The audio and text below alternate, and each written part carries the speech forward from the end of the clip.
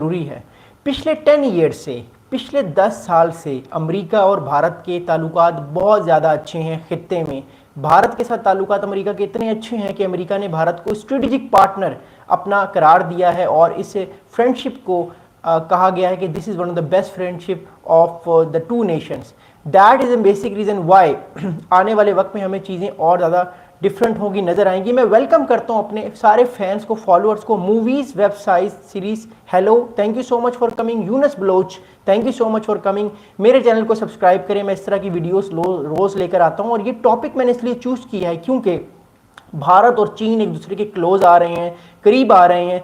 पिछले अक्टूबर में जो है वो प्रेसिडेंट जो है शी जिनपिंग चीन के और भारत के प्राइम मिनिस्टर मोदी की मुलाकात हुई रशिया में। और उस मुलाकात के बाद ये सोचा जा रहा था, ये समझा जा रहा था कि जो आइस है, जो बर्फ़ है, वो पिघल रही है। अब दोनों ममालिक एक दूसरे के साथ मामलात को बेहतर करेंगे और आने वाले वक्त में दोनों ममालिक एक दूसरे के करीब आएंगे। जैसा कि अभी हमें नज़र आ रहा है कि दोनों ममालिक अपने साथ ताल्लुकात को बेहतर करने की पूरी कोशिश कर रहे हैं।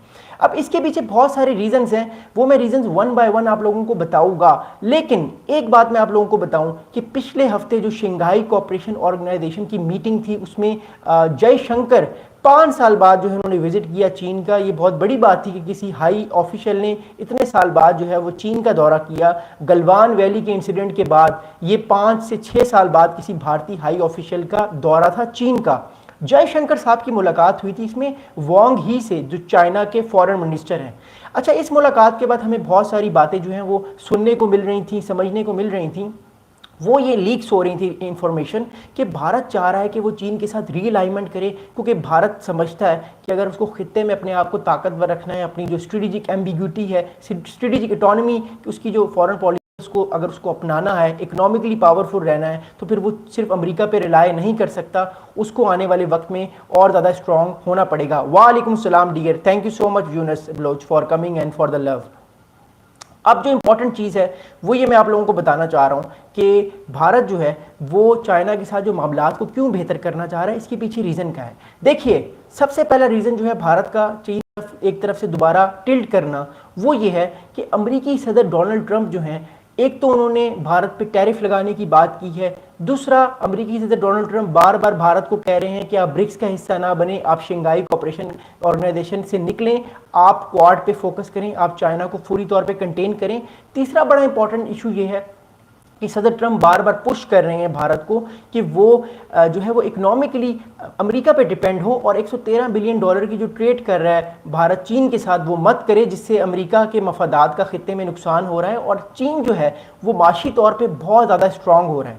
इसके अलावा अगला एक बहुत इंपॉर्टेंट पॉइंट है जो मैं आप लोगों को बताना चाहता हूँ, वो ये है कि अमेरिका का जो टिल्ट पाकिस्तान की तरफ हमने देखा है। पाकिस्तान के फील्ड मार्शल आसिम मुनीर से जो अमेरिका सदर डोनाल्ड ट्रंप की 19 जून को पिछले जो मंथ उनकी मुलाकात हुई है, उसके बाद अमेरिका की तरफ से बहुत ज़्यादा प्रो पाकिस्तानी बयानात आना शुरू हो गए हैं। ये चीज़ भी भारत को प्रेशर दे रही है और इससे भी भारत पे स्ट्रेटेजिकली आने वाले वक्त में ज़्यादा प्रेशर आएगा और वो कोशिश करेगा कि वो चाइना के बहुत ज़्यादा करीब आए और चाइना को अपने साथ एक तरह से इंगेज करे, ताकि चीन और पाकिस्तान की जो इतनी अच्छी फ्रेंडशिप है, उस फ्रेंडशिप में कोई ना कोई दरार आए, या चीन पाकिस्तान के साथ भी रिलेशंस बेहतर करे और भारत के साथ भी रिलेशंस बेहतर करे और साउथ एशिया में जो भारत की अपनी हेजेमनी वो कायम करना चाह रहा है या रखना चाह रहा है वो रहे। क्योंकि आप देखिए, बांग्लादेश का टिल्ट भी चीन की तरफ हो गया है, श्रीलंका भी ऑलरेडी चीन के ग्रुप में है और पाकिस्तान और चीन की स्ट्रेटेजिक पार्टनरशिप पिछले कई सालों से हाई स्काइज पे है।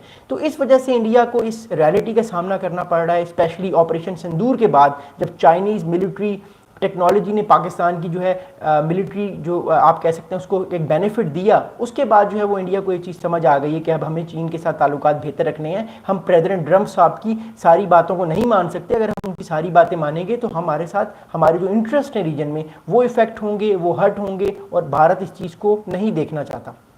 अब मैं आप लोगों के साथ पॉइंट बाय पॉइंट इंपॉर्टेंट बात करूंगा कि क्यों इंडिया चीन के साथ अपने ताल्लुकात को बेहतर करना चाहता है और वो डेस्परेट है कि चाइना भारत के साथ मुज़ाकरात करे, चाइना भारत के साथ जो है वो एक तरह से इंगेजमेंट में आए डिप्लोमेटिकली। और क्या क्या स्टेप इंडिया ने लिए हैं, आज बड़ा इंपॉर्टेंट स्टेप इंडिया ने लिया है। आज इंडिया ने जो है वो पाबंदी चाइनीज़ टूरिस्ट से हटाई है कि आप जो है इंडिया में आ सकते हैं और आप इन्वेस्टमेंट कर सकते हैं। याद रहे 2020 में जब गलवान वैली का इंसिडेंट हुआ, उस वक्त से लेकर अब तक पिछले 5 साल से भारत ने जो है वो इंडियन जो टूरिस्ट हैं उनके ऊपर पाबंदी लगाई हुई है कि वो